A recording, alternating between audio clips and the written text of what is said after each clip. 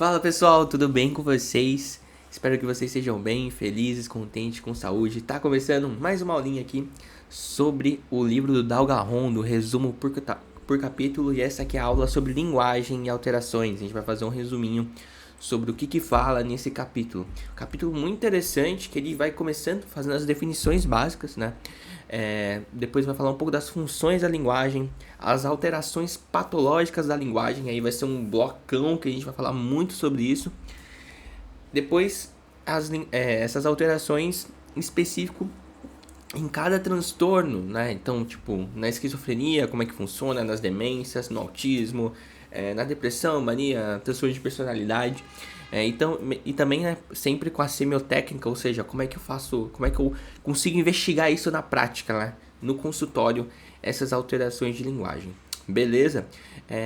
Antes de começar, só queria agradecer demais, né? Porque nesse período a gente estava tendo uma certa constância ali de vídeos uma vez por semana, mas aí devido às demandas da faculdade eu não estava conseguindo manter essa frequência, né? Mas com um tempinho, né? A cada 15 dias, né? A cada 15, 40, brincadeira. A gente vai se mantendo. E às vezes eu recebo muitas mensagens lá no Instagram, né? O pessoal falando, pô, eu gosto muito dos seus vídeos, tá me ajudando bastante, eu gosto muito dos seus resumos. E eu fico muito feliz, de verdade, com essas mensagens, eu fico feliz mesmo. E é muito bom, às vezes tá meio desanimado, fala, não, será que o pessoal tá gostando? Será que eu tô fazendo isso? Será que vale a pena? E aí, às vezes, vem umas mensagens assim e aquece um pouquinho o coração, tá bom? Então, muito obrigado aí pra todo mundo que tem apoiado. Beleza, bora lá então falar um pouquinho sobre as definições básicas, que é o ponto número 1 que esse capítulo vai explorar, beleza? Bom, para começar, pessoal, existem os elementos essenciais que qualquer língua, qualquer idioma tem, que são esses aí, né? Fonética, a fônica, a parte semântica, a parte sintática, prosódica e pragmática. Beleza? Vamos ver qual que é a diferença de cada um desses? Bora lá então. Vamos começar pela fonética. O que é fonética?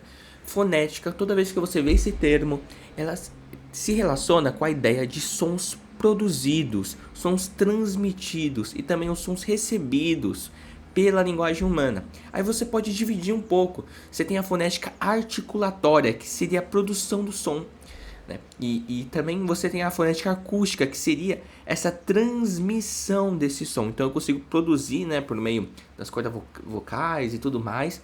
Eu também consigo fazer essa transmissão, né? São ondas, enfim, né? Essa parte física da coisa, né? Não vou me arriscar aqui na parte física da acústica, né? Que eu lembro do ensino médio, mas não lembro tanto assim, não.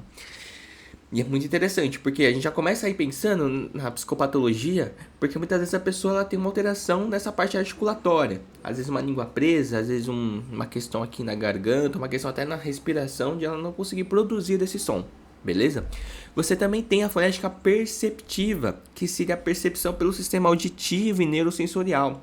Então, você vai parar pra pensar, é um negócio muito doido, né? Você move um monte de músculos aqui da sua boca, todo o seu sistema aqui, produz um som, e aí esse som ele é transmitido fisicamente, e aí vai no seu ouvido, começa a vibrar umas coisas aqui e você consegue reconhecer isso. Já parou pra pensar como é um negócio muito complexo? Você transmitir um som e ainda outra pessoa conseguir ouvir esse som? É incrível, eu achei muito interessante. Bom, vamos também agora para a fônica. A gente já falou da fonética, vamos falar sobre a fônica. O que é fônica? Se refere aos fonemas. Lembra das aulas de gramática? Confesso que eu não sou muito bom nessas aulas não. Mas se refere aos fonemas, né? Que seriam aquelas unidades fonológicas mínimas, né? O mínimo lá que você tem unidade fonológica, né? Distintivas de cada língua. Então, a parte fônica quer dizer isso. Já a parte semântica vem muito do sentido, né? Da significação nisso, né? Qual que é o sentido daquela palavra? Dos vocabulários, das palavras, né? Qual que é o significado das palavras que cada língua tem. Então essa seria a semântica, né? Então eu lembro umas aulas assim no... Hoje vamos aprender sobre semântica. Aí você entende os significados das palavras. Beleza. Você tem a parte sintática, né? Que seria aquela parte mais, digamos assim, que você entende Você pega umas palavras, né, e entende a relação, a articulação, aquela parte meio gramatical mesmo, né? Implica, né, na relação e na articulação lógica entre diversas palavras. Então imagine uma frase. Existem diversas palavras nessa frase e para ela fazer sentido, ela tem que ter toda uma sintática, né? Tem uma relação quando as palavras elas se casam, né? Então essa seria a sintática, beleza?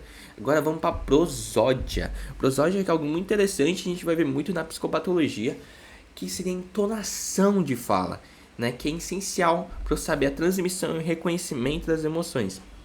Então no início dessa aula eu falei assim, muito obrigado por quem me mandou recados e tudo mais, né, mensagens no Instagram. Eu poderia falar assim, oi, muito obrigado, viu, para quem manda mensagem. Viu, a entonação de fala já diz muita coisa. Então a intensidade do som, se ela foi forte, se ela foi fraca, né, a frequência, se ela foi muito agudo, né, ou muito grave, né, então depende muito. A duração também de cada som para compor uma espécie de música da fala, né? É muito interessante que a gente vê no Brasil. Algumas pessoas, né, que falam desse jeito, falam de um jeito assim, que faz, parece que tá falando, cantando. Enfim, essa prosódia muda, pode mudar, e ela é muito importante. Então, por exemplo, a gente vê no transtorno do espectro autista, às vezes a fala, né, meio monótona, a frequência ali fica bem ali, equalizada. Enfim, você vê essas questões de entonação da fala, ou às vezes uma pessoa com depressão, às vezes a fala um pouco mais baixa, mais fraca ali, mais grave, enfim. Tem todas essas características que são bem marcantes. Tem a parte também pragmática, que seria você conseguir usar a linguagem em situações sociais corretas. É claro que isso pode ser muito bem questionado, mas, por exemplo, se você está num congresso apresentando algo, você tem uma linguagem. Se você está num barzinho, você tem outra. Se você está em uma conversa com crianças da quarta série, você vai ter outra linguagem, entendeu? Então é você saber se adaptar às linguagens corretamente, ok? Aí você tem esse Fernando aí, em 1916, que ele faz uma diferença entre língua e palavra e tudo mais. Eu acho que não vou estender, mas caso você tenha curiosidade, está aí, né? E vamos focar em alguns aspectos que talvez eu ache mais interessante, né? Ele vai dizendo um pouquinho, o autor, sobre o que é linguagem. Tá? Então, o que é linguagem? Linguagem é um sistema de signos arbitrários, tá? É um sistema de signos arbitrários. E o que seria esses signos linguísticos? Seriam as palavras. Beleza. Então, esses signos ganham seus significados. Então, você tem um signo, ele vai ganhar, né, uma roupinha que é o significado específico por meio de um sistema de convenções historicamente dados. Então, a gente falar sobre os significados de cada signo, e fala do significado das palavras, tem muito a ver com o contexto, né? Tem muito a ver com todo o histórico dado, né? A linguagem é, então, uma criação social de cada um e de todos os grupos humanos, ok?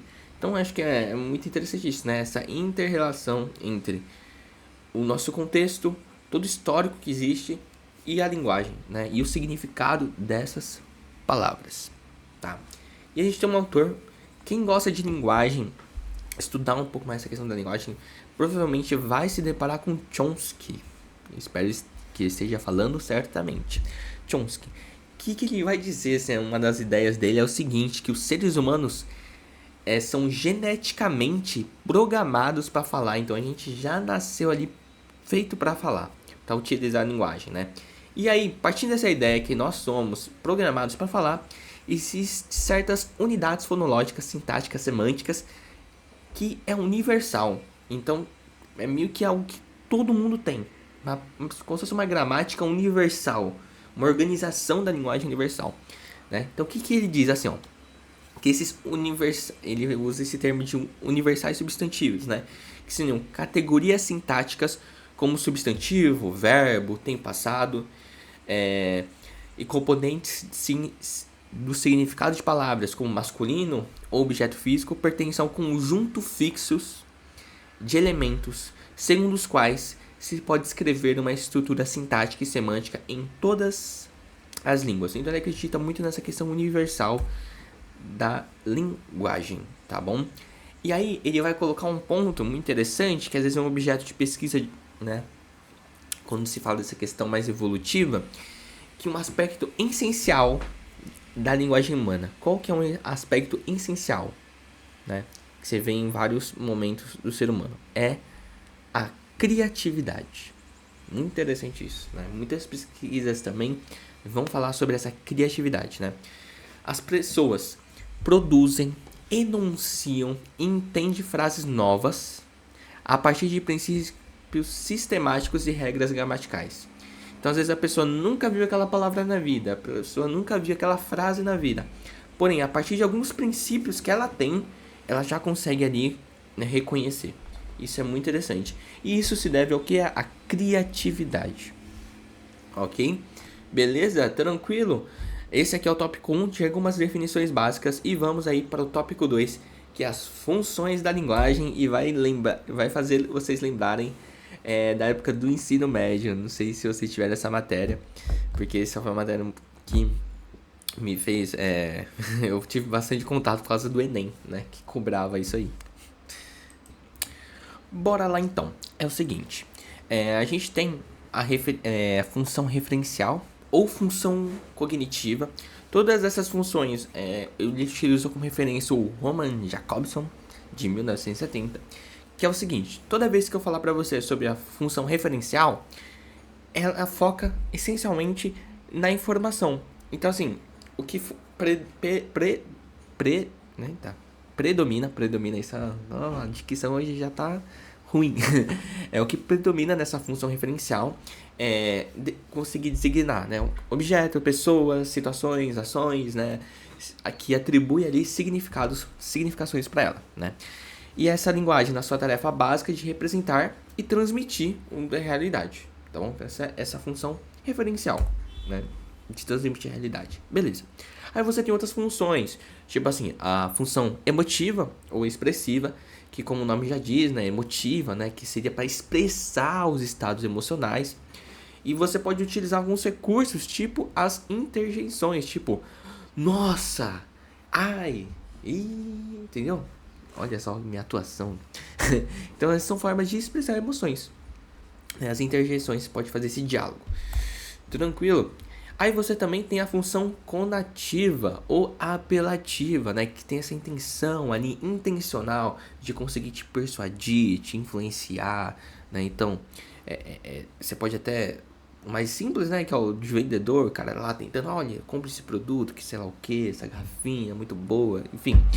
Ou uma função de te persuadir, de influenciar, é tipo assim... nossa, fique quieto, não fala nada, cala a boca. Uma coisa que tem tanto te persuadir, tem te influenciar. Eu quero que você fique quieto. Mano, cala a boca, velho. Entendeu? Isso pode ser uma forma de influenciar. Beleza. Você tem a função fática, que é muito engraçado. Às vezes você vê em umas entrevistas, num podcast, que aquele entrevistador, ele não para, né, de falar. E aí, às vezes não tá contribuindo com nada. Ele só tá tipo assim, entendi. Nossa, aham. Aí você foi lá, você foi lá. E depois você atravessou, você atravessou. Sabe que a pessoa que fica ali? Mas na real mesmo, o que tá por trás disso é que ele tá tentando estabelecer um contato. Ele mantém um controle do fluxo, né? Não controle de, eu vou te controlar. Não, é tipo, você... a pessoa tá transmitindo uma conversa. É como se a conversa fosse um canal entre eu e você. Então imagine que existe um canal. Você tá aqui, né? E eu tô aqui. Eu tô estabelecendo um canal comunicativo. Meio que eu tô falando, olha, a informação tá chegando. Porque eu tô aqui, ó. Entendi. Então assim, eu tô estabelecendo um canal comunicativo com você. E eu tô falando, olha, esse canal tá acontecendo. Entendeu? Então é interessante essa função fática. Tem também a função metalinguística, né? Que é a preocupação do produtor da mensagem, né, com a sua própria linguagem utilizada. Então imagine que você está, sei lá, conversando, debatendo sobre abordagens da psicologia, então você se preocupa ali em selecionar boas palavras, enfim, né, colocando em pauta elementos da sua própria fala, tentando estabelecer essa função linguística, né, que você tem essa preocupação da forma que você fala das próprias palavras, né. Então assim, ele usa exemplo, né, afirmações como não entender o que você quer dizer com tudo acabou entre nós, ou quando eu digo fim é fim mesmo, né? Será que quando a pessoa diz assim, que tudo acabou, ó, não quero mais falar com você, nunca mais, será que quer dizer que a pessoa realmente não quer nunca mais falar comigo, ou só quer falar comigo agora, nesse momento? Enfim, questão da metalinguagem. Também tem a função poética, que aí se preocupa mais com a sonoridade, com o ritmo, a surpresa das imagens, situações que as palavras evocam, né? Então, essa questão mais estética da coisa. Beleza? Aí tem algumas observações interessantes, né? Você fala, ai, Mayuri, mas algumas funções da linguagem se misturam com a outra. E beleza. Até aí tudo bem, né? Uma função da linguagem não é exclusiva, ela pode uma se associar, uma se sobrepor sobre a outra, né? A linguagem ela permite também uma contribuição, né, que o autor dá, que a linguagem ela permite e garante uma socialização plena do indivíduo, ela é muito importante para isso. E olha que doideira isso aqui, que é fundamental para a afirmação do eu e das oposições do eu mundo, eu tu, eu outro. Então, a partir do momento que eu crio essa socialização, a partir do momento que eu crio essa comunicação, eu consigo me reafirmar, eu sou uma pessoa, né? Isso aqui é muito interessante, né? E o outro ponto também é que a linguagem também ela é um suporte do pensamento. Por exemplo, eu acho até engraçado, tem um amigo que ele começa a falar e aí parece que ele tá com uma ideia na cabeça e não tá conseguindo estruturar essa ideia na cabeça, mas ele começa a mandar mensagem, parece que durante a mensagem ele vai organizando o pensamento dele. Então meio que ele precisa falar para se organizar, né? Muitas terapias utilizam isso mesmo, né? O poder da fala. Então por meio da fala a pessoa vai conseguindo ali se organizar e vai falar, nossa, melhorei. Mas por que você melhorou? Porque o simples fato da pessoa estar ali, né, organizando os pensamentos e a forma de transmitir a linguagem, seja ela escrita ou verbalmente, enfim, ela ajuda nesse suporte do pensamento ali, tá? Para algumas pessoas funciona, outras não. Aí você tem esse Mikhail Bakhtin, que ele fala que a língua é concebida como um fato social, acho que fez lembrar do Durkheim, cuja existência se baseia na necessidade, nós temos a necessidade de se comunicar. Só a linguagem onde ocorre a possibilidade de interação social, de diálogo, beleza? E aí existem algumas pesquisas que eu achei bem interessante, que existem pesquisadores que defendem que ambas estão conectadas, né? Linguagem e inteligência. Outros defendem que não estão conectadas. Exemplo, né? A gente pega, por exemplo, os transtornos específicos de linguagem ou a síndrome de Williams. Fornece alguns dados assim bem interessantes para você pensar. Pensando aqui na síndrome de Williams, pega uma criança, né, com uma inteligência de QI médio e muitas vezes ela tem habilidades linguísticas, tá? Então tem vocabulário, consegue socializar, né, tem uma boa fluência verbal, semelhante a uma criança que ela é cognitivamente sadia. Porém, o QI dela, o QI médio de entre 50 e 65, revela que ela tem um coeficiente de inteligência semelhante à síndrome de Down, tá? Acho que eu falei errado no início, falando médio no sentido de estar na média, mas esse médio seria médio de 50 a 65, semelhante a uma criança síndrome de Down. Então, ou seja, na síndrome de Williams, o QI estaria parecido com uma pessoa com síndrome de Down, porém, as habilidades linguísticas não estariam afetadas. Beleza. Aí a gente vai para os transtornos específicos de linguagem, que é algo muito interessante, porque, pensa assim, a pessoa tem uma dificuldade especificamente na questão da linguagem. Então, sei lá, tem dificuldade de escrever, dificuldade de vocabulário, dificuldade de repetir palavras, enfim, alguma coisa relacionada à linguagem. Porém, outras áreas da vida da pessoa, ela tá ok, né? Então, memória tá ok, atenção tá ok. Então, às vezes, a pessoa acha que ela tem uma dificuldade de leitura e ela vai ter uma dificuldade de leitura, de memória, de atenção e acha que a dificuldade vai se generalizar. Não necessariamente, às vezes a pessoa só tem problema aqui nessa parte de linguagem. Por isso que é específico de linguagem, né? Então, a criança tem desempenho cognitivo claramente melhor que sua linguagem em todas as esferas cognitivas, né?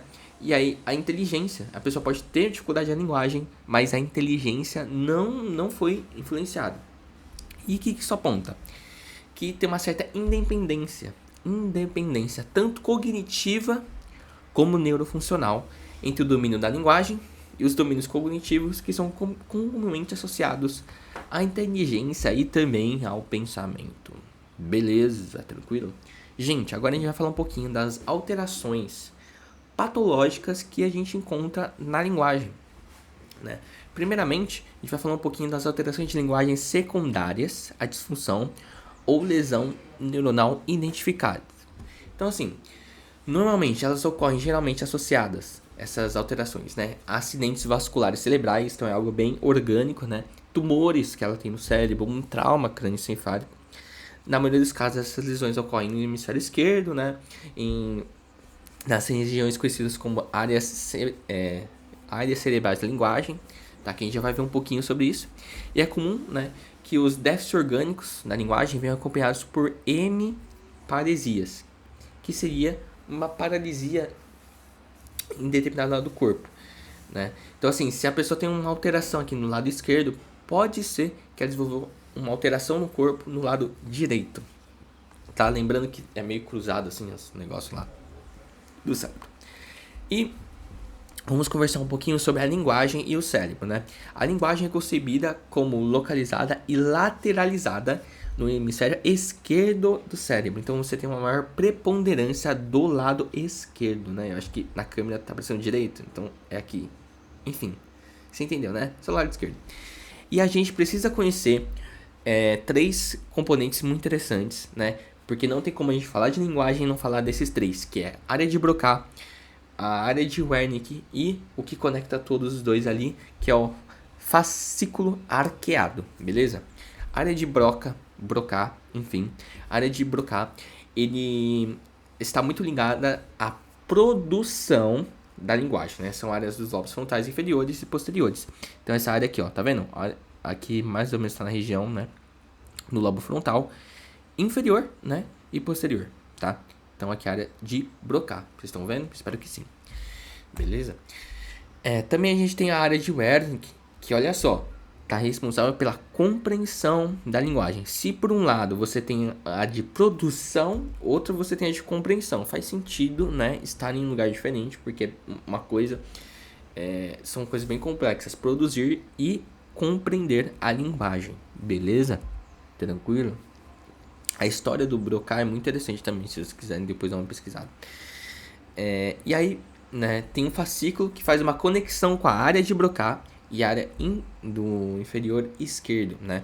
E seriam fibras neuronais axonais que conecta duas grandes áreas de linguagens e está relacionada à capacidade de repetir palavras, né? Esse fascículo arqueado, né? Você também tem a área de Wernicke, que seria a área unimodal auditiva primária, tá bom? Então, ó, você tem aqui o giro de Wernicke, tem a área auditiva primária, que tá tudo muito junto, né? Aí você tem a área de Wernicke, a área de Broca, que a gente viu, e tem o fascículo arqueado que tá aqui, beleza? Então, Wernicke, que eu não sei falar, e a auditiva primária estão bem próximos aqui, tá bom? Tudo bem? Então tá bom. Vamos falar um pouquinho agora sobre a perspectiva neural multifuncional, que é a visão de relação entre cérebro e linguagem mais abrangente e dinâmica que tem sido proposta. Qual que é a ideia? Olha só, se liga só. Concebe que existam redes neuronais existem áreas neuronais especializadas em atividades cognitivas, afetivas e pragmáticas que constante e dinamicamente interagem, certo? Com redes neuronais especializadas em linguagens. Então, que redes neuronais são essas? Aquela que a gente já viu, né? Broca, Wernicke e fascículo arqueado. Então, são muito importantes. Então, tem redes neuronais especializadas, né? Que interagem dinamicamente, né? Constantemente, tá? E aí, para dar suporte ao final, criar uma linguagem em seus múltiplos aspectos. Então, vocês podem ver como a linguagem, ela utiliza muitas áreas do cérebro e elas estão constantemente ali interagindo. Então, é algo que gasta bastante energia, né? Beleza. Vamos para o tópico 3.1, que a gente vai falar de algumas alterações, que é a afasia, agrafia, alexia, disartria e parafasias. Qual que é a diferença de cada uma delas? Tá? E a gente vai ouvir muito esse nome, afasia. Então fique ligado, porque às vezes são definições importantes para você conhecer e saber, né? Porque se você está estudando essa parte de linguagem, você vai ver muito constantemente repetindo essa palavra, né? Principalmente afasia. Bora lá definir certinho o que é afasia. Bom, afasia são síndromes, transtornos, enfim, relacionados à perda da linguagem falada ou ouvida por uma incapacidade de compreender, tá? Então, não consegue compreender e utilizar os símbolos verbais decorrente de uma lesão neuronal, beleza? E é sempre a perda de habilidade linguística que foi previamente adquirida, tá bom? Então a pessoa já tinha essa habilidade linguística e ela perdeu, tá? Então não é uma pessoa que não desenvolveu, é uma pessoa que ela já tinha essa habilidade linguística e ela perdeu, beleza? Tal perda se deve sempre à lesão neuronal no sistema nervoso central. Se não for isso, não é afasia. Então, para ser afasia, tem que ter esses critérios, beleza? A pessoa tinha uma linguagem falada e ouvida, ela perdeu ela, tá? E devido a uma lesão neuronal no sistema nervoso central, beleza? Isso é afasia, ok? Se não for isso, não é afasia. Então, afasia é um distúrbio orgânico da linguagem, ok? Na ausência da incapacidade motora do órgão fonador para produzi-la. E para esse diagnóstico dessa condição é que não haja perda global ou grave da cognição como um todo. Então, se a pessoa tiver uma perda global da cognição, né, que afeta várias áreas, é difícil fazer esse diagnóstico, beleza? Afasia. Aí você tem a afasia de expressão ou a afasia de Broca, que é uma afasia não fluente, né? Não fluente.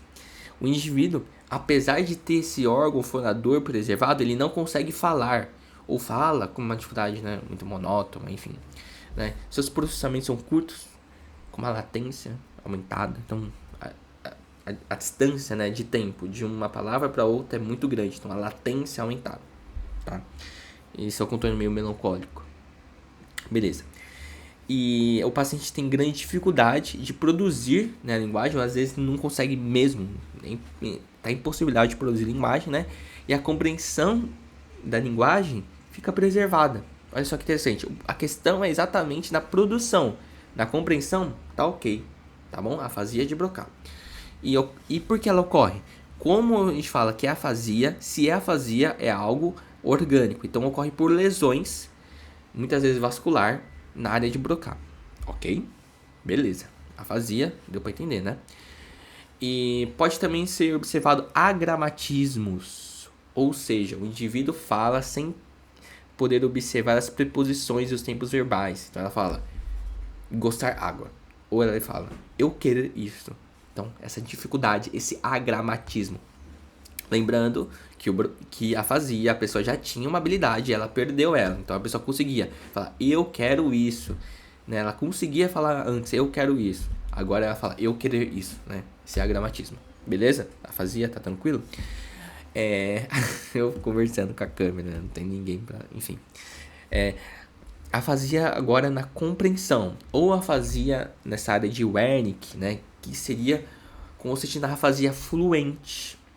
O que quer dizer isso? Né? O indivíduo continua podendo falar, mas ele fala de forma muito defeituosa, vazia, às vezes totalmente incompreensível, não dá para entender quase nada.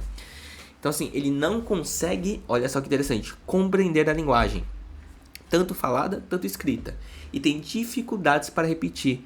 Ou seja, essa parte de produção até que vai, com dificuldade até que vai, mas só para compreender, deu ruim, não consegue. Então esse é o Eric, né? Ele fala sem citação para os muitos erros, né, na escolha de palavras para expressar uma ideia. E por ser uma afasia, ela é orgânica, então são lesões, principalmente na área de Wernicke. Beleza? Tá fazendo sentido? Espero que sim. Né, são indivíduos que parecem bem fisicamente, produzem um discurso sem sentido, com muitas parafasias, né? Não conseguem relacionar as coisas de forma lógica, né? Muitas vezes eles são... Olha só que ponto, hein? Muitas vezes eles são diagnosticados falsamente com psicose. Porque faz todo sentido. A pessoa não consegue entender muito bem, fala coisas muito desconexas, aí a pessoa fala, simples esse diagnóstico, psicose. E não é bem assim, às vezes é uma afasia de compreensão de Wernicke, né? Afasia de compreensão, uma afasia de Wernicke, né? Olha só que interessante você ter esse conhecimento para pensar sobre, né? Que pode ser uma possibilidade de afasia. Bom, vamos falar também agora sobre a afasia global, que aí é uma afasia bem grave, né? Que ela é não fluente, não consegue falar, né? E aí é um estado, quando é global, né, muito mais grave, né? Não é específico da produção nem da compreensão. Também tem a afasia associada às demências, né? Que na doença de Alzheimer ocorre o tipo de afasia com os aspectos de uma afasia extra-silviana, né? Que a galera mais de neurologia pode conhecer muito mais. E ela pode ser relativamente preservada, capacidade de repetir palavras, mas progressivas dificuldades para nomeação, ok? Então esse seria o específico. Aí eu não vou me estender muito aqui, mas você tem a afasia progressiva primária, que é a dificuldade de outras, pois é diferente da dificuldade das outras, né? Pois é um lento e progressivo declínio da linguagem, então vai aos poucos declinando, né? Pelo menos no período de 2 anos, então às vezes a pessoa mesmo não percebe, né? Só outras pessoas de fora às vezes percebem melhor. E são aspectos afetados, são os aspectos sintáticos, né? A nomeação, encontrar palavras, né? Às vezes foge as palavras, que eu queria falar mesmo e tal, né? E a compreensão também das palavras, beleza? Tranquilo? Aí você também, basicamente, resumindo as afasias, além da dificuldade de produzir a fala, em uma parte dos pacientes evoluiu como mutismo, que a gente vai ver. Mutismo, tem muita coisa para falar sobre mutismo, né? E também pode desenvolver na afasia disartria, gagueira, paralia, tá? Paralia que é a repetição automática da última palavra pronunciada, que tem a ver um pouco com a ecolalia também, tá? E nessas afasias é interessante notar a ansiedade, né? Relaciona todo ao quadro, que é incrementado nos momentos em que solicita que o indivíduo fale. Então, às vezes, a pessoa ela é obrigada a falar em determinada situação, e isso aumenta a ansiedade, né? E aí isso proporciona um incremento, né? A pioração do quadro, né? Também pode ser a amusia, que é a perda da capacidade de captar e produzir sons musicais, né? Então ela não consegue distinguir às vezes uma música, não consegue reproduzir ali, assoviar uma música, enfim, para quem já sabia assoviar. Então, esse é um resumo dos tipos de afasia e suas características clínicas, tá? Então, você vê que tem vários tipos, várias possibilidades. Então, essa tabelinha aqui para vocês. Beleza. Aí temos também a agrafia. Qual que é a ideia da agrafia, né? A escrita está intimamente associada à palavra falada. Isso é um ponto muito interessante. E do ponto de vista, né, da neuropsicológico, a escrita tem uma autonomia em relação à fala, tá? Por mais que a gente extremamente associado, mas existe uma certa autonomia. Então, vamos entender o que é a grafia. Por definição, a grafia é a perda por lesão orgânica da linguagem escrita sem que haja qualquer déficit motor ou perda cognitiva global. Beleza, né? Vocês já estão entendendo o padrão que funciona aqui. A forma mais comum de agrafia é a agrafia que ela se associa com a afasia, que a gente já viu agora, né? É a forma mais rara que existe a agrafia pura, ou seja, quando a pessoa só tem agrafia e não tem afasia, é muito raro, normalmente sempre está associado, né? Tem a agrafia com alexia, né, que é a incapacidade ou prejuízo para a leitura em específico, né? Tem a grafia apráxica, que seria dificuldade em formar especificamente os grafemas. Tem a grafia espacial, né, quando é uma lesão no lobo parental, no dominante de linguagem. Então tem vários tipos de agrafia, né? E a grafia, basicamente, deve se lembrar de 3 componentes da escrita. Primeiro é o componente linguístico, que é a escolha de certas palavras, né, soletração, e a escolha correta de palavras segundo o seu sentido. Esse é o aspecto linguístico. Tem o aspecto motor e as habilidades visoespaciais, que seriam as habilidades neuro, né, necessárias para a produção correta de letras e palavras, beleza? Para avaliar isso, é muito importante você focar em testar a escrita espontânea, a escrita por ditado e a escrita por cópia. Então você fala assim, escreve essa frase para mim. A pessoa escreve. Aí depois você, vou digitar uma frase e você escreve pra mim. Aí depois você mostra uma frase escrita e fala, olha, escreve essa frase pra mim. Então você consegue aí distinguir vários tipos de escrita e fazer um diagnóstico sobre isso, tá? Em crianças também é utilizado. Bom, vamos falar sobre alexia. Alexia. Enfim, a definição é a perda da capacidade previamente adquirida da leitura, ok? Decorrente de uma lesão neuronal. Então a pessoa já conseguia ler e aí teve uma lesão neuronal e ela não conseguiu mais ler, né? Ocorre com frequência associado também à grafia e à afasia. Então a afasia, a grafia, a alexia, a disartria, a parafrasia estão tudo ali, às vezes podem estar muito associados, tá bom? E o que torna o caso bem complexo. Então a alexia atencional seria um déficit grave na atenção seletiva, né? Implicando alexia. Também tem alexia por síndromes de heminegligência, né? Que é a incapacidade de perceber o hipocampo visual, né? Que trava a língua. E tem a alexia pura, que provavelmente é um pouco mais raro, né? Que ocorre sem afasia, sem a grafia, concomitantemente, pois todos os aspectos léxicos, ortográficos e semânticos estão, preservados, né? Então, essa habilidade em transferir os resultados das análises das formas das letras para o léxico ortográfico comprometido, né? Então, o paciente ele consegue escrever bem, tanto por ditado, tanto de forma espontânea, mas ele não consegue ler. Tem dificuldade para ler. Então, isso é bem curioso, né? Ele consegue reproduzir aquilo, mas não consegue compreender. Interessante, né? E você tem a alexia profunda ou dislexia profunda, né? Que é uma paralexia semântica, né?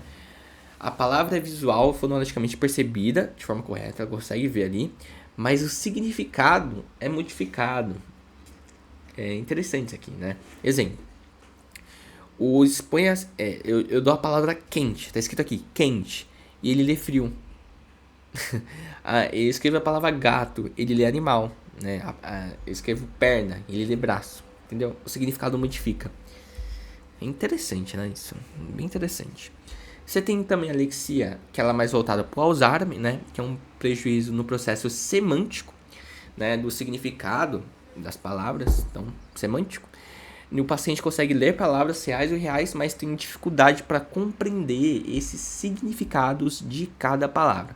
Você também tem a disartria, que aí a gente vai para outra área, né? Que é a dificuldade ou incapacidade motora de articular corretamente as palavras devido a uma fraqueza muscular, né? Então é realmente focando nos músculos ali para você falar, tá bom? E às vezes, qual que são as características, né? Uma fala fraca, pastosa, muito, sei lá, embriagada, né? Com o seu ritmo prejudicado, uma articulação pobre, pouca precisão, enfim, essas características da disartria, né? E você tem a disartria atáxica, né? Que é tipicamente relacionada a lesões no cerebelo, ok? E tem a hipocinética, né? Que são lesões no núcleo da base dos circuitos por ele controlados. Você tem a doença de Parkinson, né? Que é uma condição que surge em decorrência do curso progressivo da doença. E 70% das pessoas com doença de Parkinson são afetadas por problema na voz e na fala, o que inclui a disartria hipocinética. Olha só como a linguagem ela é afetada por diversos transtornos diferentes, né? Então, talvez, não sei se você já conviveu com alguém com Parkinson, mas tem grandes chances, né? 70%, gente, de ter uma alteração da fala, tá? Interessante. E aí também você tem a espática, né? Que são lesões bilaterais dos neurônios motor superior. E a disartria, né, é um sintoma relativamente comum nas condições neurológicas e lesões neuronais decorrentes de acidentes vasculares e lesões traumáticas, tá? Então ela pode aparecer aí em diversas situações. E aí seria a disartria mais pura, né, que muitas vezes está associado à questão vascular, enfim, outras questões, não vou adentrar muito ali. Também pode ocorrer quando tem paralisia cerebral, em caso tipo de neurosífilis, né, que a sífilis avançou, foi para neuro, enfim, as disartrias do complexo cognitivo-motor da AIDS, né, pode ser também relacionado a psicofármacos, dependendo, né, embriagamento, embriagados por álcool também, então pode ser em várias situações. Você também tem as parafrasias, para terminar nesse grande bloco, que seria alterações da linguagem nos quais são deformadas determinadas palavras, né? A perda de habilidade em colocar sílabas ou palavras em uma sequência correta. Então, assim, um exemplo. A pessoa fala, em vez de ela falar cadeira, ela fala camela, né? Então, tem a deformação dessas palavras. Muito interessante isso, né? Ver na prática, né? Então, assim, tem a parafasia fonêmica, que em vez da pessoa falar livro, ela fala ibro, né? Então, é uma troca de fonemas, tá? E também tem a parafasia semântica. Em vez da pessoa falar porta, não, em vez de falar porta, ela fala janela. Então, ela troca palavras. Interessante, né? Beleza, as parafrasias ocorrem com frequência nas afasias, né? Uma coisa está muito relacionada com a outra. E o desce na seleção de segmentos fonêmicos, resultando numa troca de um fonema para o outro, como a gente já viu nos exemplos.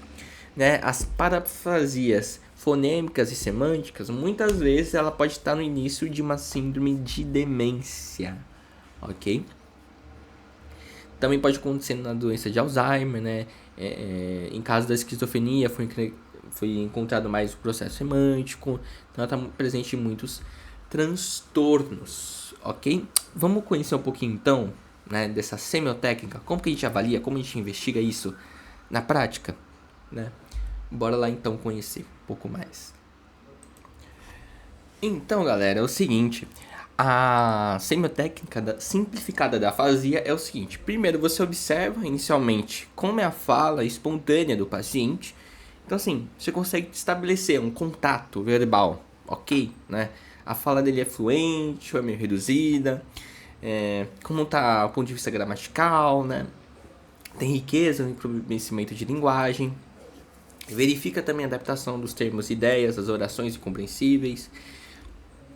Essa meio que é uma intoxicação por uma palavra. Você vai verificando isso, verificar a capacidade do paciente de compreender o que você está dizendo, né? Testar a fluência verbal. Um exemplo disso é, em 1 minuto, quantos animais pode citar? Ou, por exemplo, quantas coisas que começam com a letra D você pode falar em 1 minuto? Aí você vai vendo ali a quantidade, mais ou menos, né? Verificar se ele consegue ler palavras, se lê uma frase, um pequeno texto, né? Solicitar que inicialmente o paciente escreva uma frase completa, por exemplo, escreva por qual motivo você está aqui, né? Caso o indivíduo consiga escrever, né, uma frase completa, com sentido e gramaticalmente correta, uma fase grave ou moderada provavelmente não é, ok? Não é possível. Verifica se o paciente consegue compreender essas perguntas, tipo, qual o nome da sua mãe, o que é um barco, né? O que você faria se estivesse ao centro da cidade e estivesse chovendo, né? Em que você acredita mais? Naquela pessoa que promete ou naquela que cumpre, ok? São exemplos, né? Tem um exemplo bem interessante desse papel, né? Fazer a prova do neurologista francês Pierre Marie, não sei como é que fala, para verificar a audição e a compreensão verbal, né? Entregar ao paciente 3 pedaços de papel de tamanho diferente.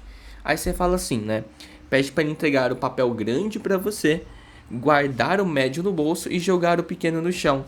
Isso aí é interessante para verificar se a audição, a compreensão verbal tá ok. Beleza?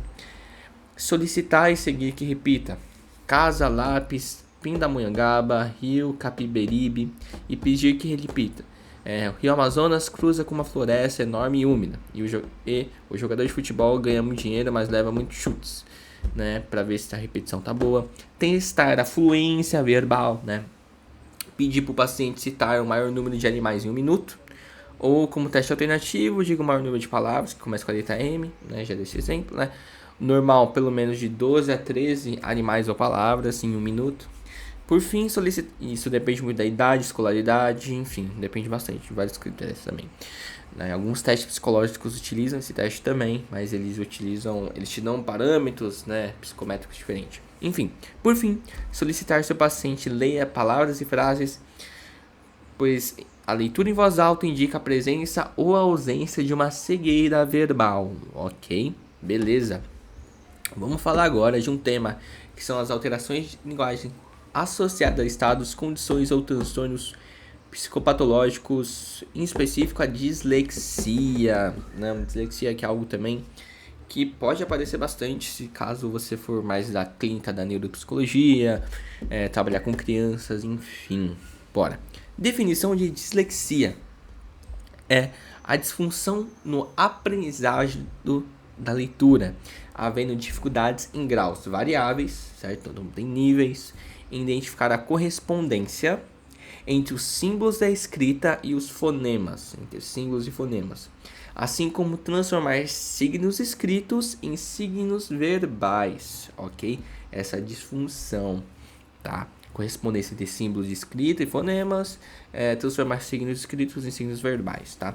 No DSM-5, a dislexia está incluindo dentro de transtornos específicos da aprendizagem, que pode ser tanto transtornos de leitura e da escrita e habilidades também matemáticas, né? Tem descalculia, por exemplo, né? Na dislexia, o termo dislexia é mais utilizado para designar dificuldades na linguagem, em que a troca de fonemas, tanto na fala, na leitura como na escrita, né? Pode ocorrer entre 3 a 7% de pessoas, que é um número bem grande, quando se fala de transtornos, tá? Vamos falar então de alterações da fala, que é a disfonia e a afonia, né? Disfonina, ou aquela rouquidão, né? É um termo utilizado na perturbação da qualidade de voz humana, né? Que envolve a intensidade de voz, sua altura, rouquidão, né? Acho que é bem tranquila essa questão. Então, basicamente, só para sintetizar o que seria essa rouquidão, essa disfonia, regularidades relacionadas ao tônus muscular implicado na oscilação das pregas vocais, né? Tem aquelas disfonias mais orgânicas, que é causada por problemas orgânicos, né? Como refluxo. Olha que interessante. Paralisia ou pregas vocais, tá? Pode acontecer também no Parkinson, né? No doente de Parkinson. Tem as disfonias funcionais, que às vezes ocorre um evento traumático, um abuso inadequado da voz, ou uso inadequado da voz, né? E aí tem muito essa questão emocional. Não sei se você já conheceu alguém que simplesmente ficou sem voz devido a um evento estressante da vida dessa pessoa, né? Bem interessante isso. Tem a afonia, o nome já diz, né? O A de negação, que é a perda mais ou menos abrupta da voz. Então, sem causa neurológica. Simplesmente a voz não sai, né? Não faz, né? E muitas vezes ocorre, né, devido a um evento estressante da vida. Tem também a afonia conversiva ou histérica, né? Que é mais em personalidades mais vulneráveis, né? Tendência à conversão, estados emocionais intensos, graves conflitos inconscientes e conscientes que podem ocorrer. Beleza? Tranquilo até aí? Vamos falar de outro distúrbio da fala, que é mais em crianças, tá? Focado nas crianças, que é o seguinte: dislalia e disglossia. Tem que tomar muito cuidado aí pelo esse neuromal patológico. Muitas questões são da própria desenvolvimento infantil, que ela precisa de um tempo para maturar muitas coisas.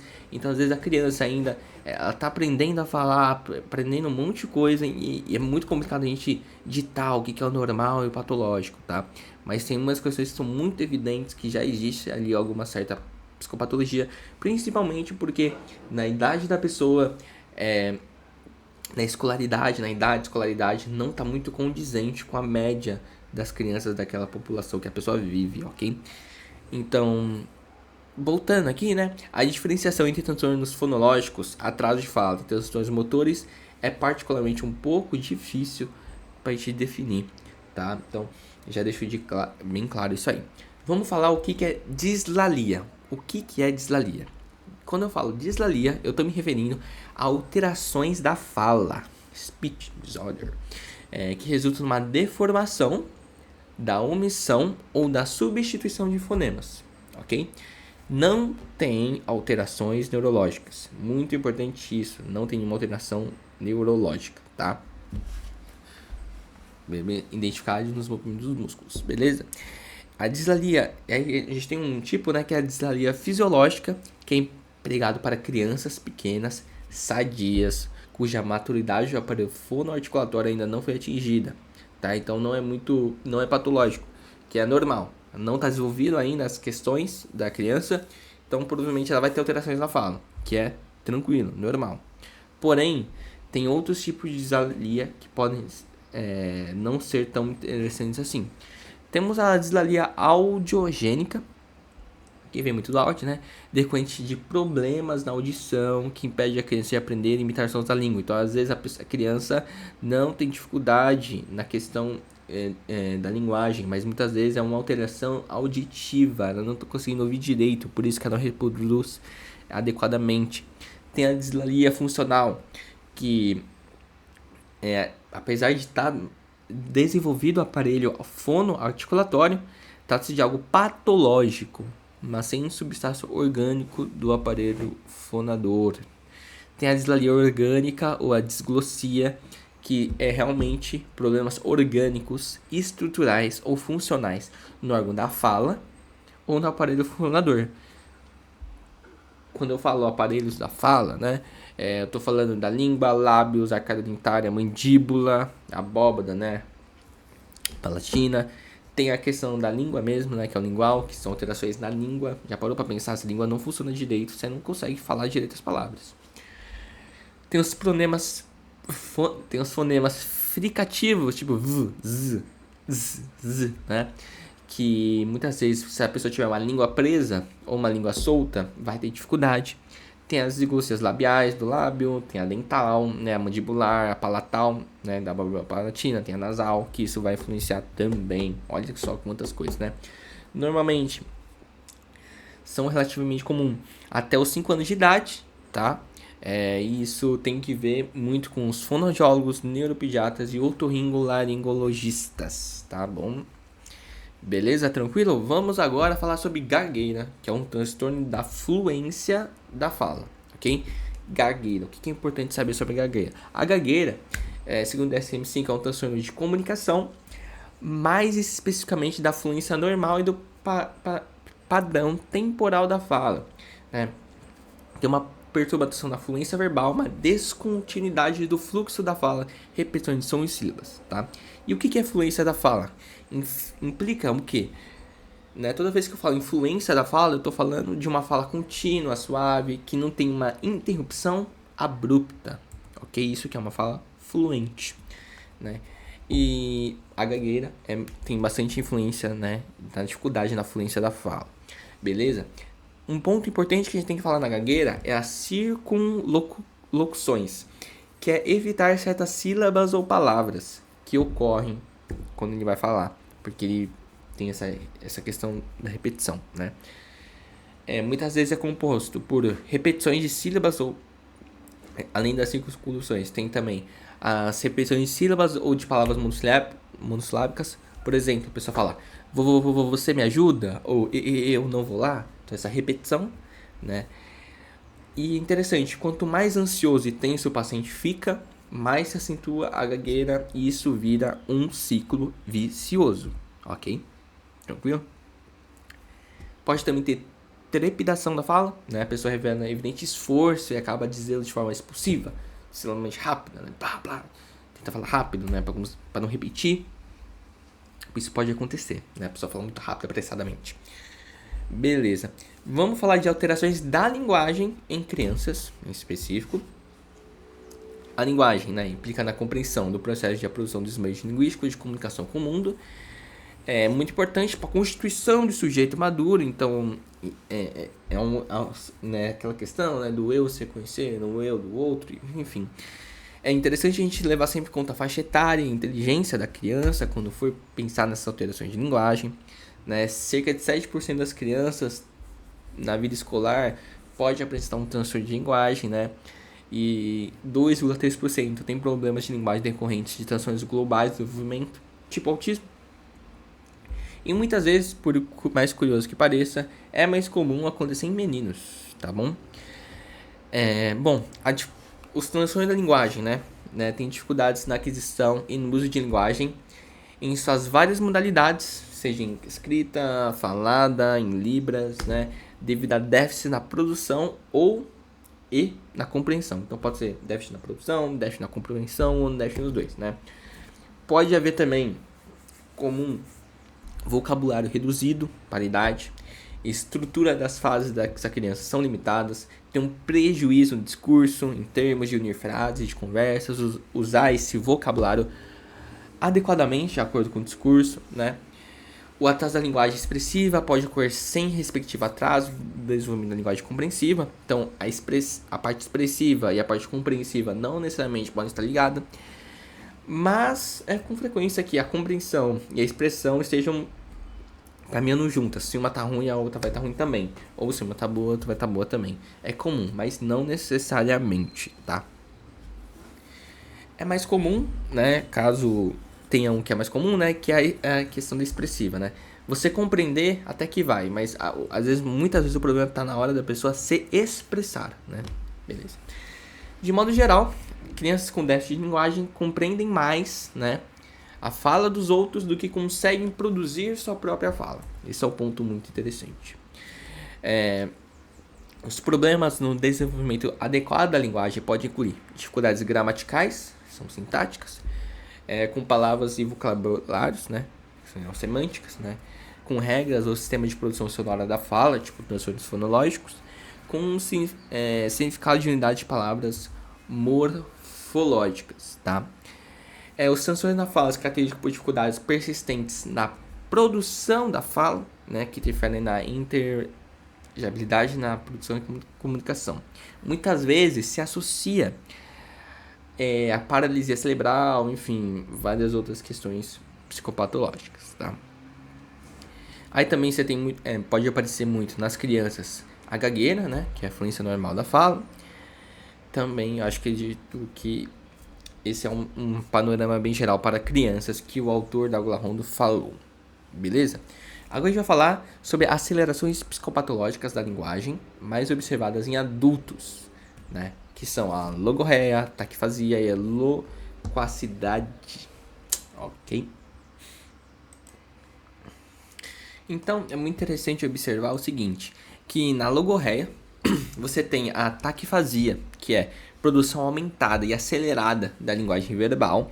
Também você tem o taquipsiquismo, né, que é a aceleração geral de todos os processos psíquicos. Então fica uma coisa muito, né, a pessoa começa a falar sem parar, né? Então a gente pode ver isso na fase maníaca também, muito frequente, né?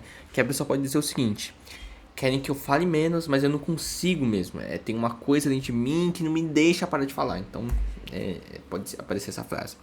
É diferente também a gente fazer uma diferença entre logorreia e a loquacidade, tá? Quando eu falo da loquacidade, eu tenho um aumento da fluência verbal sem qualquer prejuízo na lógica do discurso. Já na logorreia, você tem um leve ou um grave problema na organização do discurso, né? A pessoa fala tanto que começa a... Enfim. Aí você tem a bradifasia, né? Que é o seguinte, que é uma... Aí já é outro oposto, né? É o oposto, que é a lentificação patológica da linguagem. O paciente fala muito devagar, o que é o oposto à taquifasia, né? E então eles têm a latência, né? A duração aumentada entre uma pergunta e a resposta, né? Pode estar muito associado à esquizofrenia, frases demenciais e também a transtornos depressivos graves. Vamos falar também sobre mutismo muito falado também. Mutismo, qual que é a definição? É a ausência de resposta verbal oral por parte do paciente, né? Então ele não responde ao interlocutor, embora esteja desperto. É muito interessante isso. Ele está desperto, está ok, ele está lúcido, lá consciente, mas não responde. Então, muito importante. Para ser mutismo, não pode ter comprometimento na audição, não pode ter comprometimento no nível de consciência. Caso você queira saber um pouco mais sobre consciência, tem um resumo sobre uma aula sobre consciência e as suas alterações, né? Também não pode ter paralisias motoras que comprometem a produção da palavra falada. Então, são esses os critérios, né, para falar do mutismo, né?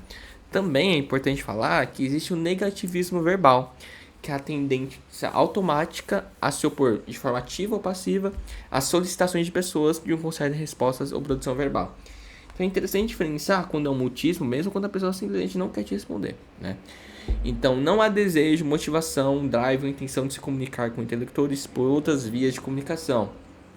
Também é possível observar no estupor. Eu acho que é lá no capítulo de consciência, né? Na aula de consciência eu falo mais sobre os níveis de consciência, né? Tem o estupor, que pode ocorrer no caso de esquizofrenia, né? Em depressões graves, conversivos graves também pode aparecer, tá? Muitas vezes, vamos falar agora sobre mutismo eletivo ou mutismo seletivo também, né? Um nome bem aí presente. Mutismo seletivo.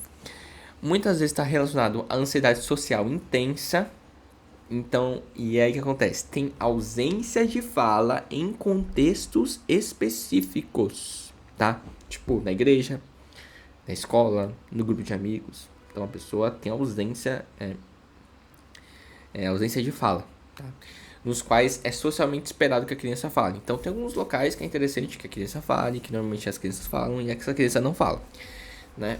Mas como é na escola de acontecer. Geralmente em crianças com alto nível de ansiedade social, né, tensão nas interações pessoais, tais de personalidades marcadas por obstinação. Em outros contextos, né, a criança pode conseguir falar normalmente, né, embora tente ser lacônica. Ou seja, o que é lacônica? Né? Fala pouco. Tá? Tranquilo? Então, pode observar o mutismo associado a algumas formas de afasia, né? E também a gente pode encontrar a afemia, né? Que é mutismos nas fases iniciais de quadros afásicos, né? Mas a compreensão está preservada, assim como a capacidade de ler e escrever, não havendo agramatismos ou anomia, como a gente já viu essas definições passadas. Por isso que eu estou passando mais rápido, tá?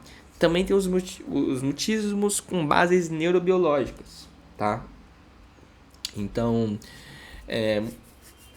existe muito nessa associação os mutismos nos quadros psicopatológicos, em que há uma grave alteração na volição, geralmente negativista, não faz esforço para comunicação escrita, gestual ou alternativa. Beleza? Aí você tem também os motivos acinéticos, ou seja, tem ausência de responsividade em um paciente com consciência e vigilância plenamente preservadas, né? Então, assim, o indivíduo tem a manutenção dos olhos abertos em paciente vazio, mas tem a total suspensão de comportamentos direcionados a qualquer tipo de objetivo, beleza? Aí você tem, né, o diagnóstico diferencial do mutismo, caso você queira saber, tem vários tipos, né, quadros psiquiátricos, doenças neurológicas, diversas condições que podem trazer o mutismo. Achei muito interessante esse capítulo, né, como a linguagem tá ali dialogando com várias questões neurológicas, tanto parte mais biológica, mais orgânica da coisa, como parte mais mentais. Muito interessante, né? Vamos falar sobre perseveração verbal agora. A perseveração verbal, né, é basicamente a repetição automática de palavras ou trechos de frases de modo estereotipado, mecânico e sem sentido, né? A gente pode ver muito isso na esquizofrenia. Em casos graves também de toque pode apresentar, beleza? E assim, também relacionado à repetição e perseveração de linguagem, tem alterações que implicam em certa perda de controle voluntário da fala. E aí a gente tem ecolalia, palilalia, logoclonia, tics fonéticos verbais e cropropalia. Vocês já viram síndrome de Tourette, uma coisa assim? A gente vai falar sobre isso, tá bom? Vamos começar pela ecolalia? Bora lá então. Meu cabelo já tá desarrumado aqui. Bora lá. Gente, o que é importante a gente ver sobre ecolalia? É a repetição da última ou das últimas palavras que o entrevistador fala, né? E o fenômeno automático e voluntário, realizado sem planejamento, sem controle. Então, quando você fala assim, qual o seu nome? Aí o paciente fala, nome, né? Tem a ecolalia imediata, que é logo após ouvir, e a tardia, que é muitas vezes horas, minutos depois, né? Sei lá, às vezes uma criança viu um desenho com uma frase, e essa criança fica repetindo essa palavra ali, vários dias. Enfim. Corre na esquizofrenia, transtornos neurocognitivos, demências, também no TEA, né? Transtorno do espectro autista. Em crianças, deve-se alertar a ecolalia, pode ocorrer no início do desenvolvimento normal da linguagem. Então, uma criança fica muito repetitiva e tal, não necessariamente algo patológico. Ocorre no início do desenvolvimento normal da linguagem. O problema é quando se estende, né? Enfim. ok? Né? Senão vai já deixar os pais preocupados. Fiquem tranquilos. Beleza? Vamos falar então de palialia ou logoclonia. Bora lá. Então, a gente tem que um ponto principal também, né, que a palilalia, como a logoclonia, né, são alterações de linguagem que indicam a desestruturação do controle voluntário. Então você perde um pouco essa autonomia no controle voluntário complexo da linguagem e a sua substituição por mecanismos automáticos estereotipados de comportamento. Então você sai do voluntário e vai para o automático. Então você começa a perder um pouco do controle das coisas, tá? Na palilalia, o que a gente tem? Uma repetição automática, estereotipada pelo paciente de suas palavras ou frases, das próprias palavras ou frases. Né? Então, de forma voluntária, sem controle por parte do indivíduo. Então, ele fala assim: eu moro em uma casa em Jundiaí, né? Tipo, eu gosto de maçã, gosto de maçã, gosto de maçã, gosto de maçã, gosto. Então, ele fica repetição voluntária, tá? E na logoclonia, o que é? Uma repetição automática involuntária das últimas palavras que o paciente pronunciou, tá? Então, eu moro em Jundiaí, aí. Eu gosto de maçã, san. Entendeu? Basicamente assim, a diferença. Vamos falar então dos tiques verbais, fonéticos e a copropalia, né? Ficou bem conhecido aí na internet nesses últimos tempos, né? Com pessoas que têm esses tiques verbais, né? Então tem os tiques fonéticos verbais, que são os mais frequentes, a cropolalia, que é menos frequente, né? Que são muito características do transtorno de Tourette. Tá, os tiques, eu tô falando tiques, gente, o que tá acontecendo? Tem os tiques fonéticos verbais, que é o seguinte, o que é? São produções de fonemas ou palavras de forma recorrente, imprópria, tem esse conteúdo impróprio, e irresistível, né? São sons guturais, abruptos, espasmódicos, né? É algo normalmente desagradável, mas impossível de ser contido. A pessoa pode tentar adiar um pouco, tentar postergar, mas dá uma coisa assim que a pessoa precisa, né, fazer essas coisas, né? A copropalia normalmente é uma emissão involuntária repetida de palavras obscenas, vulgares, relativas a excrementos. Tá? Normalmente tem essa composição, ok? Vamos para outros tipos que a gente pode falar, que é a alogia, verbigeração e muscitação. A alogia, a gente está falando, quando a gente fala de alogia, a gente está falando do empobrecimento da produção da linguagem e também do pensamento. Como a gente vê isso? Pela diminuição da fluência verbal e pelo discurso meio empobrecido, né? Normalmente na esquizofrenia. Então fica aquela fala meio truncada e tudo mais. Aí você tem a verbigeração, que é a repetição de forma monótona e sem sentido comunicativo aparente de palavras, sílabas ou trechos ou frases. Então a pessoa fica repetindo trechos, frases, de forma monótona, sem nenhum sentido, sem nenhum motivo. A muscitação é interessante, né? Que é aquela voz baixa, murmurada assim, né? Um tom né? Monocórdico, né? Geralmente sem significado comunicativo. Então o paciente fica falando para si, apenas movendo assim, discretamente os lábios, né? Então, interessante. Beleza? Então basicamente é isso. Vou passando bem rápido aqui. E aqui também a gente tem uma outra classificação, que é a glossolalia e a para-respostas, né? Que é a produção de uma fala pouco ou nada compreensível, né? Então a pessoa faz um conglomerado inteligível de sons, né? Os sons, apesar de não terem sentido, têm sonoridade. E a gente vai entrar num aspecto até polêmico. Na glossolalia, a gente vê muito em manifestações religiosas, principalmente pentecostais, neopentecostais, que seria aquela ideia de fala línguas estrangeiras, né? Pode aparecer no sonambulismo também. Em quadros clínicos também pode aparecer, mas é importante a gente fazer uma diferença muito grande.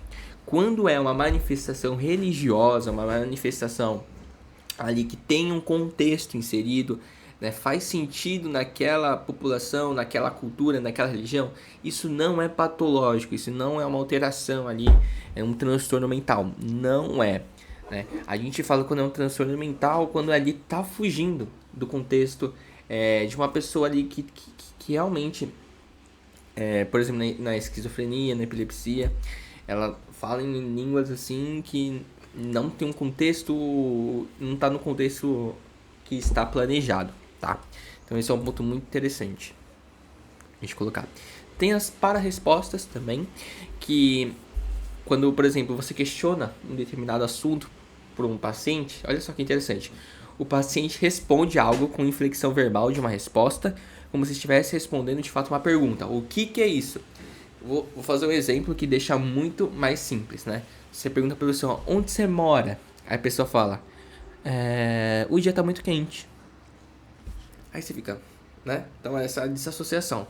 Então, contudo da fala é completamente não relacionado com o conteúdo da pergunta. Então a resposta não faz nenhum sentido, né? Pode acontecer na esquizofrenia, né? E é importante diferenciar, muito importante, uma para-resposta verdadeira de uma atitude voluntária, de uma pessoa com birra, com ironia, com escárnio, tá? Então a pessoa ela pode estar tá na entrevista, ela tá te zoando e você tá achando que a pessoa tá falando sério. Então é importante fazer essa diferenciação. Bora falar de neologismo, que a gente vê muito na literatura, que são palavras inteiramente novas, criadas pelo paciente, tá? Tem os neologismos passivos, que é resultado de um automatismo psicológico, né? Então, associações que não por continuidade. Então, em vez de falar árvore, falar vegetal, arbusto, planta, ou por semelhança, né? Tipo, sapato, carrapato, sovaco, entendeu? O ato ali é parecido. Ou por associação represental, né? Mesa, cadeira, cama. Então, tem esses 3 aspectos. Tem os neologismos ativos, né? Que cria voluntariamente desprovido de significado para as pessoas. Só a pessoa entende, tá? Beleza. Bora agora ir para outro bloco, que é falar um pouco da linguagem em outros aspectos, né, mais específicos. Por exemplo, a linguagem na esquizofrenia. O que a gente precisa entender? Que a linguagem na esquizofrenia, com certa frequência, ela é empobrecida e lacônica, tá? Pode se tornar de difícil compreensão para esses sujeitos, né? O processo de pensar, a formação e a utilização de conceitos, de juízos e raciocínios podem estar profundamente comprometidos. Lembrando que tem um capítulo sobre juízos, sobre o processo de pensamento, tá? Falando só sobre isso, beleza? Descarrilhamento, um aspecto também na esquizofrenia, que é o seguinte, né? É a forma de desorganização da linguagem e também do pensamento, no qual os relaxamentos das associações, então as associações ficam meio relaxadas ali, né? Que tem um deslizamento de uma linha argumentativa para outra. Então ela tá seguindo uma linha argumentativa, depois desliza e vai para outra, sabe? Com pouco seria uma relação entre si, nessa fase meio desconexa, né? O paciente muda de tema, fala de coisas justaposta uma outra, então fica uma confusão ali de conceitos. Também os neologismos com certa frequência apresenta, né, na esquizofrenia, né? Também tem o estilizações, rebuscamento, maneirismo, né?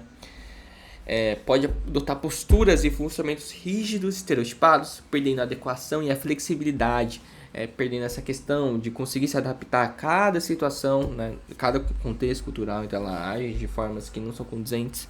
Tem a jargofasia ou a esquizofasia, né, que apresenta o estado avançado da esquizofrenia, que é uma salada de palavras, né, uma redução de palavras e frases sem sentido, com um fluxo verbal e uma desorganização meio caótica, né, uma linguagem completamente incompreensível, que ninguém entende.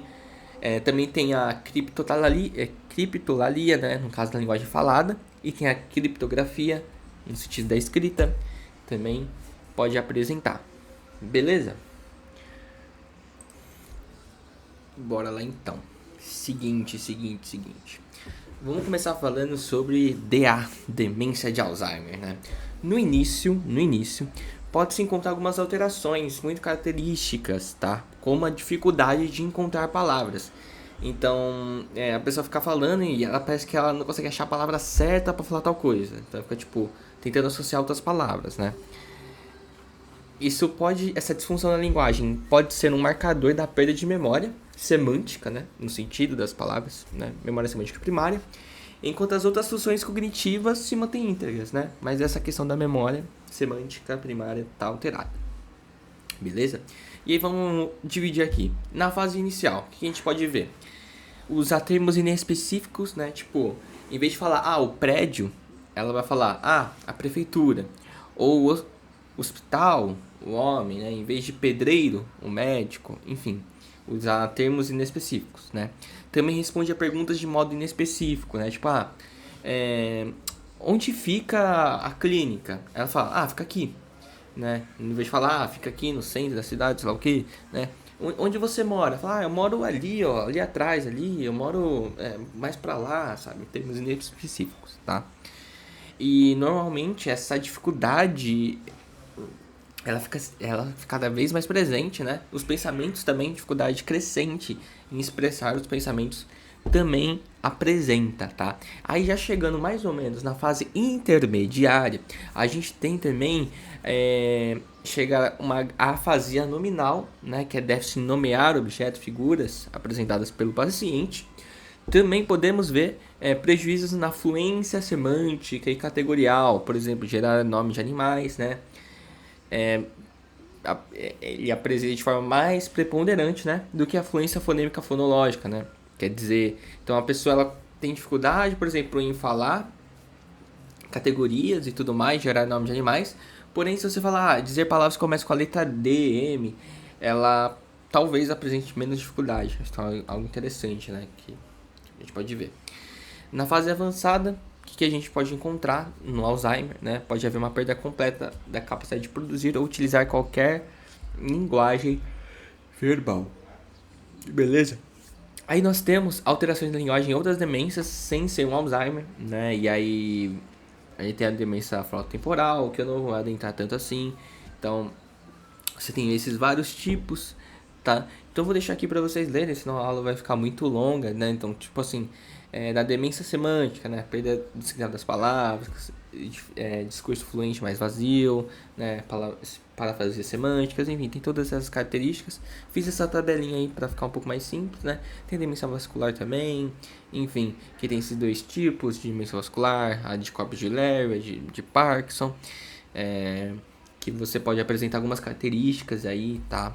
Beleza? Tranquilo? Então, são coisas bem pontuais, assim, então a gente pode não se estender tanto. Beleza, vamos para a linguagem no espectro autista, muito interessante. Vamos pensar um pouco sobre ela. Pode aparecer no autismo a inversão pronominal. O que é a inversão pronominal que aparece no autismo, né? O uso de pronomes, por exemplo, você ou ele, quando o correto seria o pronome eu, né? Então, tipo assim, eu gosto de Red Bull, né? Em vez de falar isso, eu falo, ele gosta de Red Bull. Tô me referindo a mim, enfim. Também é uma característica comum, né, que algumas crianças com TEA, né, parecem compreender menos do que podem produzir. Olha só que interessante essa inversão. Normalmente as pessoas compreendem mais e produzem menos, né? Já no TEA isso diferencia, né? Também tem uma grande inflexibilidade interacional. Então ela tem um modo ali rígido assim de se interagir e não consegue se adaptar a muitos meios diferentes, né? Tem um pouco dessa inflexibilidade, né? E rigidez em perceber e dialogar de modo distinto quando o contexto da narrativa não muda, não sintonizando com o outro na narrativa. Também pode aparecer a ecolalia, que a gente já viu, né, nessa repetição. Em geral, no autismo, a linguagem em geral está ausente e marcadamente alterada. Então, é interessante pensar, né, que no autismo a questão da linguagem é uma questão muito importante, tá? Há também comumente a ausência no iniciar do diálogo, tá? Então, vou complementar em falas, então é difícil ver, né? É claro que depende dos níveis de suporte, né, do autismo. A informação e a descrição sobre as emoções estão muito empobrecidas ou ausentes, né? No diálogo, a ausência de indicadores de interação continuada. Então, tipo, ficar a pessoa falando, entendi, entendi. Então você foi lá, sabe aquela coisa de manter o canal comunicativo, né? Muitas vezes pode ter uma linguagem estereotipada, repetitiva ou idiosincrática, tá? Pode ter um pouco de rigidez na entonação, além de uma linguagem um pouco descontextualizada. Ok? Vamos para a semiotécnica? Semiotécnica na linguagem. Bom, Primeiro, observar os aspectos gerais do paciente, o modo de entrar na sala, a mímica, as roupas, o penteado, esse aspecto geral. Depois, a atitude global, né? Como tá a mobilidade, né? Ele parece indiferente, parece estar ligado, parece estar com medo, desconfiado, enfim, tá ansioso, você vê a característica geral. Observar a mímica facial, né? A mímica revela tristeza, pavor, diferença, o indivíduo parece distante ou próximo, né?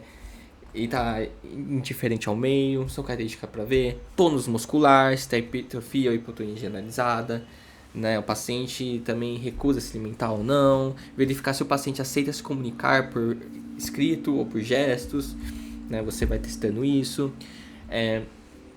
Verificar junto com a família. Aí, nesse caso, são características que eu citei aqui, mas para o mutismo, que você consegue identificar.